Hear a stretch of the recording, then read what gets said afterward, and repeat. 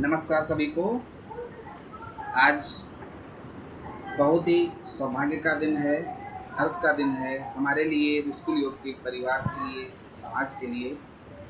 आज 1 अगस्त 2022 आज की जो मुख्य वक्ता हमारे इस राष्ट्रीय वेबिनार 365 दिवसीय में 209वें महासत्र में उपस्थित हुई हैं स्वाति कुमारी जी। मैं उनका तहे दिल से स्वागत और अभिनंदन करता हूं अपने इस मंच पर। आज का जो स्पीच है वो मैनेजिंग रियमटोल्ड आर्थराइटिस विद योगा, ये हमारा टॉपिक जो पहले एक बार आने पर कुछ टेक्निकल इशू हुआ था, कंप्लीट नहीं हो पाया था, तो आज उसी पर जो है पुनः स्टार्टिंग से बताया जाएगा। तो आज के इस कार्यक्रम को शुभारंभ करने से पूर्व हम गणेश वंदना कर लेते हैं, कमर गर्दन सीधी करते हुए ध्यानात्मक आसन में। गजाननं भूतिगणाधिसेवितं कपितजम्बूफलचारुभक्षणं उमासुतं शोकविनाशकारकं नमामि विघ्नेश्वरपादुकम्। हथेलियों का घर्षण करेंगे, चेहरे पर स्पर्श करेंगे, सहजतापूर्वक खोलते हुए। संक्षिप्त परिचय स्वाति कुमारी जी का। Diploma from Morarji Desai national institute of yoga, new Delhi. MSc in yoga and science of living, net qualified in yoga. इस तरह से कई सर्टिफिकेशन के साथ योग के क्षेत्र में कई वर्षों का कार्य अनुभव है। आज हम उनकी जुबानी सुनेंगे, तो आइए अब सीधे चलते हैं स्वाति कुमारी जी के पास। आमंत्रित करता हूँ, आए और आज के इस व्याख्यान को कंटिन्यू करें। धन्यवाद। नमस्कार सर, जो आपने हमें इस मंच पे बोलने का मौका दिया है, तो ज़्यादा समय ना लेते हुए मैं सीधे टॉपिक पर आती हूँ। आज का टॉपिक है हम रूमेटॉइड आर्थराइटिस को योग के थ्रू कैसे मैनेज कर सकती हैं।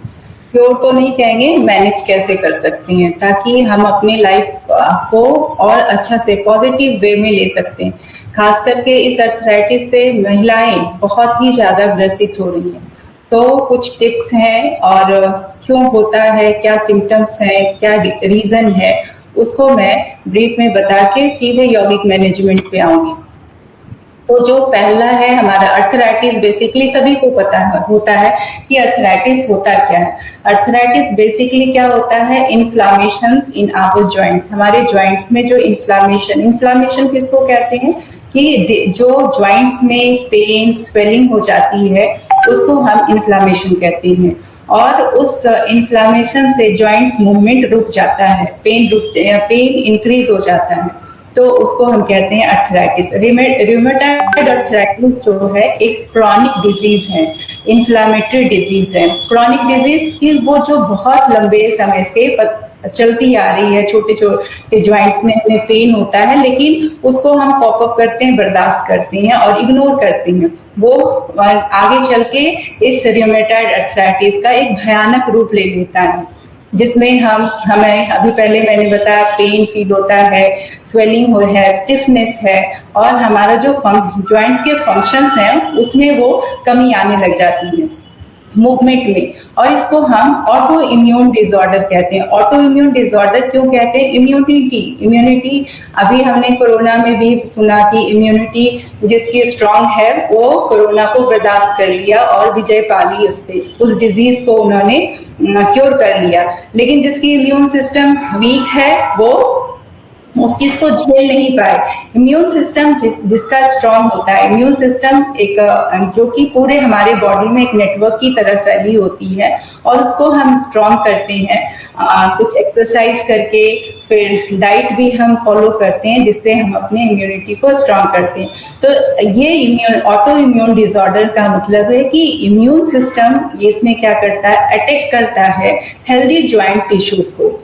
नॉर्मली इम्यून सिस्टम प्रोटेक्ट करता है बॉडी को इन्फेक्शन से, डिजीज से, लेकिन ये इम्यून सिस्टम धीरे धीरे क्या करता है, हेल्दी ज्वाइंट्स टिश्यूज पे अटैक करता है, जिससे वो ज्वाइंट टिश्यू वीक हो जाते हैं और डिसफंक्शन हो जाते हैं।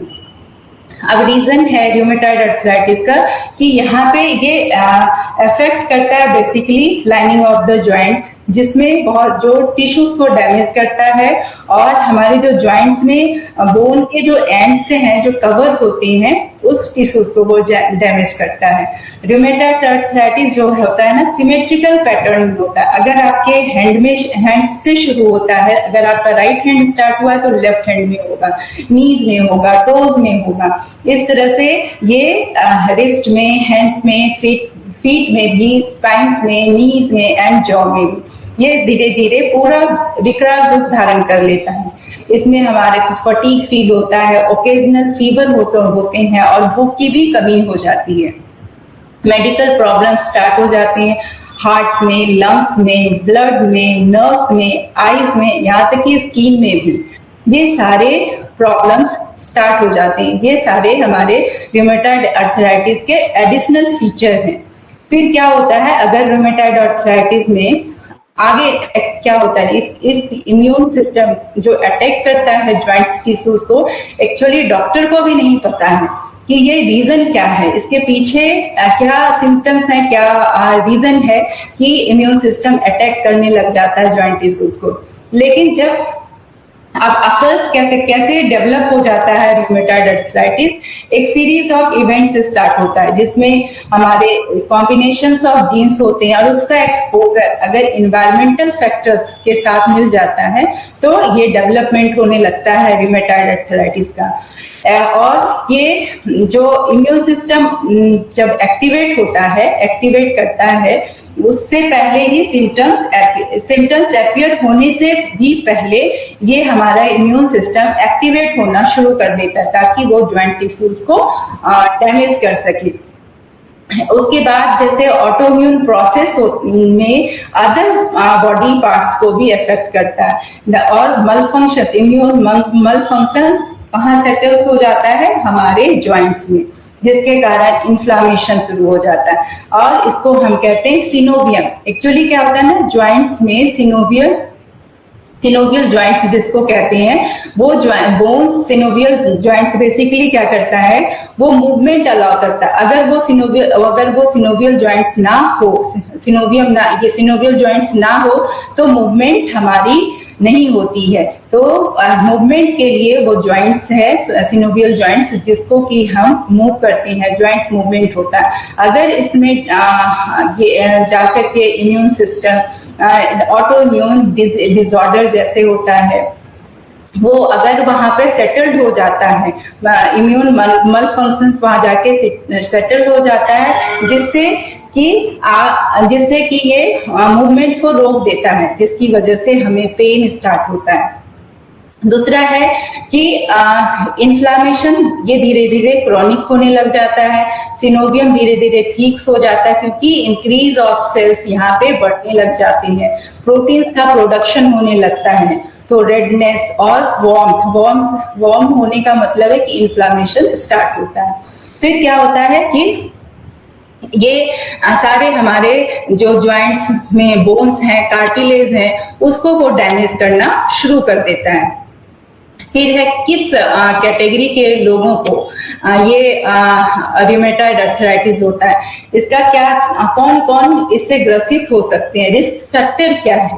पहला है एज ये किसी भी एज में स्टार्ट हो सकता है, लेकिन ऐसे रिसर्च के मुताबिक ऐसा बताया गया है कि लेट 40s में बेसिकली रूमेटॉइड अर्थराइटिस स्टार्ट होता है। लेकिन बच्चों को भी या अभी के कंडीशन सिचुएशन में, करंट सिनेरियो में ये देखा गया है कि बच्चों को भी होता है, यंग टीनेजर्स को भी होता है, ऐसा डायग्नोज हुआ है। और अब है सेक्स की बात की किस वुमेन में ज्यादा होता है या मेन में होता है। तो जैसे हम देखा गया कि वुमेन में रूमेटॉइड अर्थराइटिस ज्यादा होता है, मोर कॉमन है। और रिसर्चर ने कहा कि जो फीमेल हार्मोन एस्ट्रोजन होता है वो मेन रोल प्ले करता है in the development of the disease for some women.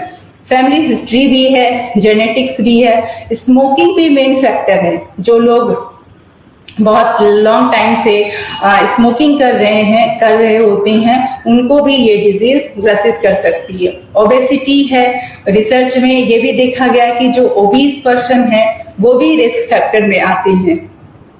इस तरह से ऐसे लोगों में ज्यादा चांसेस हैं रूमेटॉइड अर्थराइटिस होने के। सिम्टम्स क्या हैं इसके? सिम्टम्स हैं कि जॉइंट्स पेन होता है, जैसा पहले ही मैंने कहा है कि जब हम मूव कराते हैं टेंडरनेस फील होता है, स्वेलिंग होता है, स्टिफनेस ज्यादा होती है, 30 मिनट से ज्यादा अगर फील होता है। अगर उसमें मॉर्निंग स्टिफनेस आप देखेंगे, सुबह उठते हैं ऐसे पेशेंट तो उनको उठने में बड़ी प्रॉब्लम होती है, तो मॉर्निंग में ज्यादा उनको फील होता है। फिर जब वॉक करते हैं, थोड़ा मूवमेंट होता है तो फिर उनके लिए इजी हो जाता है। फटीग हो जाता है और फीवर भी होता है और भूख की कमी हो जाती है। नेक्स्ट है कि आपको क्या इफेक्ट करता है, कॉजेज क्या है, जो मैंने पहले भी बता दिया। रिस्क फैक्टर में वही कॉजेज में आता है, जीन्स है, हमारे इन्वायरमेंट है, लाइफस्टाइल है, हमारे बॉडी में जो सेक्स हार्मोन है, जो वो सेक्स हार्मोन का भी मेन रोल है रूमेटॉइड अर्थराइटिस में। उसमें क्या होता है, genetic and environmental factors involve होते हैं, जिस वजह से वुमेन का जो मेन है कि वुमेन में ज्यादा डेवलप होता है रूमेटॉइड अर्थराइटिस। और ये इम्प्रूव होता है प्रेगनेंसी के टाइम में, और ये फिर धीरे धीरे आफ्टर प्रेगनेंसी ये डाउन भी हो जाता है। ये तो टेम्पररी हुआ, लेकिन जो परमानेंट होता है वो कंटिन्यूअसली बना रह जाता है।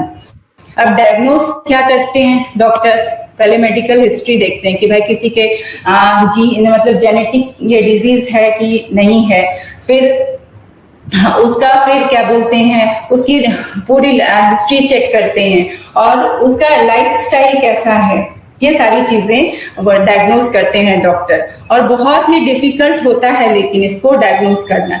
लेकिन अब मेडिकल में अब जाकर के थोड़ा हम लोग फॉर्चुनेट हैं कि इसको मैनेज किया जाता है। इसको क्योर तो नहीं, मैनेज किया जाता है। अब डॉक्टर लोग भी ये प्रोवाइड करते हैं कि योग से हम इस चीज को कैसे मैनेज कर पाए। यौगिक मैनेजमेंट बहुत जरूरी और बहुत ही फ्रूटफुल हो रहा है कि अगर मेडिकेशन के साथ वो लोग कुछ सिंपल एक्सरसाइज, सूक्ष्म क्रिया बताते हैं और सटकर्म क्रिया बताते हैं, तो उससे उसकी जो लाइफ चेंजेस हैं, लाइफ जीने की इच्छा होती है वो बढ़ जाती है और पॉजिटिविटी ज्यादा होती है। क्योंकि ऐसे पेशेंट फिर वो डिप्रेशन में चले जाते हैं, उनको लगता है कि भाई मेरा मूवमेंट नहीं है, लाइफ मेरी रुक गई है, अब मैं जीवन में कुछ नहीं कर सकता हूँ, फ्रस्ट्रेशन होने लगता है। तो उसको योग के थ्रू डॉक्टर ने ऐसा कहा कि अब इसमें योग का इन्वॉल्वमेंट करके ही हम इस डिजीज को मैनेज कर सकते हैं, क्योर कर सकते हैं। तो यौगिक अप्रोच क्या है ऐसे डिजीज के लिए, रूमेटॉइड अर्थराइटिस के लिए? फर्स्ट तो सबसे पहले षटकर्म क्रिया में जब भी हम योग की बात करते हैं तो एक यौगिक योगा प्रैक्टिशनर्स के साथ ऐसे पेशेंट को, ये नहीं कि हमने प्रोवाइड कर दिया किसी से भी, आपको एक मास्टर होना चाहिए योगा में, जो इस डिजीज को क्योर कराने के लिए, इस डिजीज को मैनेज करने के लिए उस पेशेंट के साथ, क्योंकि बेसिकली योग जो प्रैक्टिस यौगिक प्रैक्टिस है वो हमारे पंचकोशा पे डिपेंड करता है। डिजीज का जो मेन पेशेंट का जो पंचकोश होता है, क्योंकि हम हमारे योग में सबसे पहले मनोमय कोश को देखा गया कि मनोमय कोश जो है वो स्ट्रांग होना चाहिए। अगर आपका मनोमय कोश स्ट्रांग नहीं है तो आपका फिजिकल एक्टिविटी रुक जाता है, आपका इंटेलेक्चुअल एक्टिविटी रुक जाता है। तो उसके लिए आपको उस कोश पर जाकर के, पंचकोशा पे जाकर के हम लोग काम करते हैं एज अ योगा टीचर। सो सबसे पहले हम उनके साथ काउंसलिंग करते हैं और कौन कितनी कैटेगरी में है। अगर वो स्टार्टिंग में है तो वो जल्दी वो तो क्योर भी हो जाता है, लेकिन अगर वो लंबा है, मतलब बहुत सालों का है, 4 साल 5 साल 10 साल का है, तो उसको क्योर होने में बहुत टाइम लगता है। तो यौगिक मैनेजमेंट के थ्रू सबसे पहले हम षटकर्म क्रिया कराते हैं, उसमें कुंजल नेति बहुत ही सावधानी के साथ। कितना वो कर पाते हैं ये हमारे ऊपर डिपेंड करता है, उनके स्टेमिना पर डिपेंड करता है। लघु शंख प्रक्षालन के करने के लायक हैं या नहीं, इस तरह से उनको हम देख करके ऑब्जर्व करके फिर उनकी प्रैक्टिस कराते हैं। सूक्ष्म क्रिया में जॉइंट्स मूवमेंट कितनी फ्लेक्सिबिलिटी है। अब किसी पेशेंट की जो बहुत क्रॉनिक डिजीज है, जिनका डिसऑर्डर है, उनकी मूवमेंट भी रुक जाती है, तो उनको हम कैसे मूव करा सकते हैं। तो फिंगर्स की कुछ एक्सरसाइज है, मणिबंध शक्ति विकासक क्रिया है, उंगली शक्ति विकासक क्रिया है। तो वो जनरली इस तरह से भी मूवमेंट नहीं कर सकते हैं। उनके मूवमेंट के लिए हमें बेसिकली फिंगर्स पे डिपेंड करना पड़ता है कि कैसे हम उसको मूव करा सकते हैं। सपोज करिए कि वो इस तरह से भी मूव नहीं कर सकते हैं, तो स्टार्ट करते हैं 1 फिंगर्स 2 फिंगर्स से। उस तरह से जब हम देखते हैं कि अब थोड़ी फ्लेक्सिबिलिटी हो गई है, तो फिर जाकर के उनको हम उंगली शक्ति विकासक क्रिया अच्छे से विथ ब्रीदिंग कराना है। ये नहीं कि आप नॉर्मल फिजिकल एक्सरसाइज जैसे फिजियोथेरेपी में कराते हैं। योगा में आपका, क्योंकि माइंड बॉडी कनेक्शन है, जब तक कि आपका बॉडी का कनेक्शन माइंड से नहीं होगा, कंसंट्रेशन नहीं होगा, ब्रीदिंग पे फोकस नहीं होगा, हम इंप्रूव नहीं कर सकते हैं, पेशेंट को इंप्रूव नहीं करा सकते हैं। तो आपको आपकी energy as a yoga teacher कितना लगाते हैं सेवा भाव से। ये नहीं कि आज हम लोग जैसे सोच लें कि हम बस उनको ठीक करना है और उनको पूरी तरह से ठीक करना है। उस तरह से आपकी एनर्जी, आपकी पॉजिटिविटी उनकी तरफ जाकर के जो नेगेटिव एनर्जी उनके पास, वो आप अपनी पॉजिटिव एनर्जी को ट्रांसफर करते हैं और उनमें आप चेंजेस ला सकते हैं।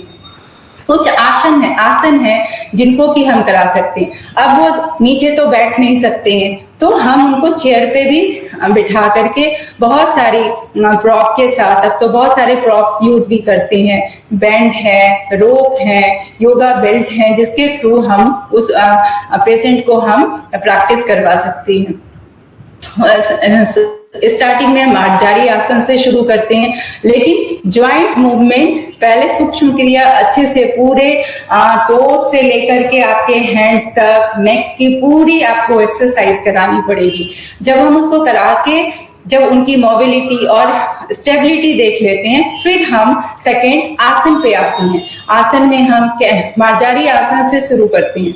अगर जो लोग नीचे बैठ के नहीं कर सकते हैं, उनको हम चेयर पे भी बिठा के मार्जारी आसन की प्रैक्टिस करा सकते हैं। शशांक भुजंग आसन की भी प्रैक्टिस करा सकते हैं। सारी चीज हम चेयर पे बैठ के करा सकते हैं। तो ये इम्पोर्टेंट आसन है जो कि हम छोटे छोटे स्टेप लेकर के उनकी प्रैक्टिस और उनको सपोर्ट के साथ असिस्ट करके हम उनकी प्रैक्टिस करा सकते हैं। ब्रीदिंग एक्सरसाइज बहुत ही इंपॉर्टेंट है। ब्रीदिंग एक्सरसाइज में हमारा आता है simple breathing exercise. Simple breathing exercise means कि हम डाइजेस्टिव ब्रीदिंग और थोरेसिक ब्रीदिंग और पेल्विक तक जो ब्रीदिंग होती है, जिनको हम सेक्शनल ब्रीदिंग भी कहते हैं, जो हमारे क्लेविकुलर बोन से, क्लेविकुलर ब्रीदिंग से स्टार्ट होती है, फिर thoracic breathing and abdominal breathing, और तीनों ब्रीदिंग को मिला करके हम कहते हैं सेक्शनल ब्रीदिंग। तो ये ब्रीदिंग बहुत ही इंपॉर्टेंट। अगर 5 मिनट्स हम उनकी स्टार्टिंग हम 1 मिनट से कराएंगे, और फिर उनके स्टेमिना से कि वो इंक्रीज थोड़ा धीरे धीरे डेवलप। और आपको हमेशा उनके साथ इन्वॉल्व रहना पड़ेगा। ये नहीं कि आप उनको कहेंगे क्या कि हम ब्रीदिंग लेफ्ट नॉस्ट्रिल से इनहेल करिए या सिंपल इनहेल करिए, आपको हमेशा पुश करना पड़ेगा, उनके एनर्जी को बूस्ट करना पड़ेगा ताकि वो कर पाए। वो अगर नहीं करने की भी स्थिति में है, लेकिन आप उनको मोटिवेट करके उनको उस प्रैक्टिस में आपको इन्वॉल्व करना पड़ेगा।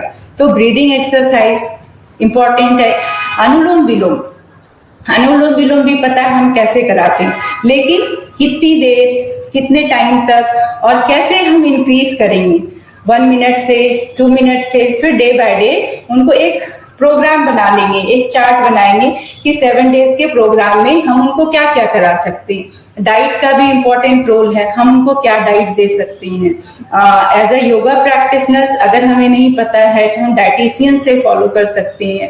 कुछ यौगिक डाइट को भी हम इंक्लूड कर सकते हैं उसमें, जितना हमें पता है।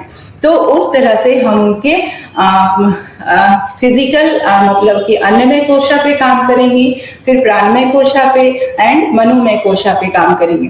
फिर उसके बाद मोस्ट इम्पॉर्टेंट है, सारे जब हम आसन प्राणायाम कराएंगे तो योग निद्रा इम्पॉर्टेंट है। ऐसे पेशेंट को योग निद्रा जरूर कराना चाहिए। और योग निद्रा जब हम कराते हैं तो 5 मिनट से वो भी स्टार्ट करेंगे, क्योंकि वो जनरली लेट नहीं पाएंगे स्ट्रेट, तो उनको थोड़ा सा मॉडिफिकेशन के साथ कंफर्ट जोन में ला करके उनको स्टार्ट कराएंगे योग निद्रा। और ये नहीं कि उनका योग बोरिंग होना चाहिए, उनको इंटरेस्ट होना चाहिए। तो उनका स्लीपिंग पोस्चर भी हम योग निद्रा में चेक करेंगे, वो बार बार उनसे पूछेंगे वो कंफर्ट है या नहीं है। इस तरह से हम योग निद्रा की प्रैक्टिस कराएंगे। फिर उसके बाद आता है मंत्र चैंट। मंत्र चैंट भी हम करा सकते हैं, करा सकते नहीं है, कराना ही कराना है। जैसे ओम चैंट, ओम बहुत तरह से चैंट किया जाता है। जैसे आप ये 3 वर्ड्स लेकर, 3 लेटर्स लेकर के अ उ म कट अलग अलग ये उच्चारण करवा सकते हैं, चैंट करवा सकते हैं और फोकस भी करवा सकते हैं कि अब अ का हम चैंट कर रहे हैं तो हमें कहाँ पे, एब्डोमिनल मसल्स पे फोकस करिए। ऊ का हम चैंट कर रहे हैं तो हम अपने लंग्स पे, हार्ट पे फोकस करिए। म का चैंट कर रहे हैं तो थ्रोट से लेकर के पूरा ब्रेन तक आपको फील करना है। इस तरह से फिर ओम चैंट कंप्लीट करना चाहिए। 5 मिनट्स की ये प्रैक्टिस जरूर होनी चाहिए। मंत्र चैंट भी कराना है, कोई भी मंत्र चैंट उनको हम करा सकते हैं 5 मिनट्स का। अजप मीन्स ब्रीदिंग पे फोकस करके और मेंटली चैंट करना है, थॉरली चैंट करना है। इनहेल करते वक्त हम जैसे ओम का ही करते हैं तो मेंटली चैंट करना, उसमें ब्रीदिंग को फोकस करते हुए हम ओम ओम इनहेल और एक्सेल में। सोहम का हम चैंट करते हैं, इनहेल करते हैं सो, एक्सेल में हम। तो इस तरह से हम ये अजप की प्रैक्टिस कर सकते हैं। तो इस तरह से हम यौगिक मैनेजमेंट के थ्रू ऐसे पेशेंट को ठीक कर सकते हैं और क्योर कर सकते हैं। दूसरी चीज, प्रिकॉशन भी आपको लेना है। अगर वो ज्यादा एक्सर्ट हो रहे हैं, प्रैक्टिस में आ रहे हैं, पेन है, तो उनको रेस्ट भी कराना है। ये नहीं कि अगर हम 30 मिनट्स का हमने सेट किया है तो कंटिन्यूसली 30 मिनट्स का ये सारी चीजें इंक्लूड कर देंगे। उनको कराने के लिए अगर 5 मिनट्स हमने सूक्ष्म क्रिया किया है तो हम 2-3 मिनट्स रेस्ट लेंगे, फिर उसके बाद उनको आसन में लाएंगे। फर्स्ट डे से ही हमें ये नहीं कि आसन में उनकी, लेकिन हाँ ये डिपेंड करता है कि किसमें कितना स्टेबिलिटी है, स्टेमिना है। तब उनको अगर वो पेशेंट के अकॉर्डिंग ये मैनेजमेंट हम उनको करा सकते हैं। तो इस तरह से हम रूमेटॉइड आर्थराइटिस और रूमेटॉइड आर्थराइटिस पेशेंट को ठीक कर सकते हैं। ठीक है सर। और जैसे अगर प्रैक्टिकल सेशन में जो कोई इंटरेस्टेड हो, अगर ऐसी क्वेरीज आती है तो वो प्रैक्टिकल सेशन में कैसे हम कर सकते हैं, ये किसी दिन हम प्रोग्राम में रख सकते हैं। क्योंकि पेशेंट को अगर हम ट्रीट करते हैं ना तो कुछ प्रॉप्स यूज करके हम कैसे पेशेंट को ठीक करेंगे, तो प्रैक्टिकल सेशन इंपॉर्टेंट होता है, तो वो हम करा सकते हैं अगर ऐसी क्वेरीज आती है तो। बहुत बहुत धन्यवाद स्वाति कुमारी जी को आज अपना बहुमूल्य समय दिया। आज कुछ तकनीकी व्यवधान था, फिर भी जो है इंतज़ार किया, वेट किया।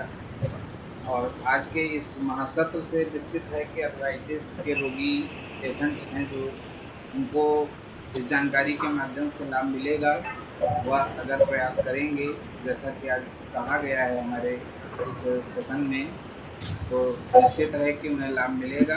प्रयास जारी रखें। और बस एक बात यही है कि योग के माध्यम से कोई भी उपचार करने के लिए आपको जो है कोई सुयोग्य योग प्रशिक्षक के संरक्षण में ही आपको करना है। इस बात का विशेषता ध्यान रखें, क्योंकि बहुत सारे लोग होते हैं कि YouTube चैनल के माध्यम से या किसी के द्वारा वीडियो डाला गया है उसको देख करके योग शुरू कर देते हैं। उससे क्या होता है कि वो स्टेप सही हैं गलत हैं, क्योंकि वो टेस्टेड वीडियो नहीं होते हैं, उनसे ये नहीं कंफर्म किया जा सकता है कि ये सर्टिफाइड हैं या सही कराया जा रहा है। तो आपको कहीं ना कहीं किसी भी बहुत ही योग्य जो योग प्रशिक्षक होते हैं उनसे आप ट्रेनिंग लें, उनसे उनके सानिध्य में योगाभ्यास करें, तो निश्चित है कि उसके अकॉर्डिंग आपको लाभ मिलेगा। और आज का महासत्र अधिसरानी तहे दिल से रेस्क्यू योग के परिवार की तरफ से स्वाति कुमारी जी को पुनः धन्यवाद, आभार।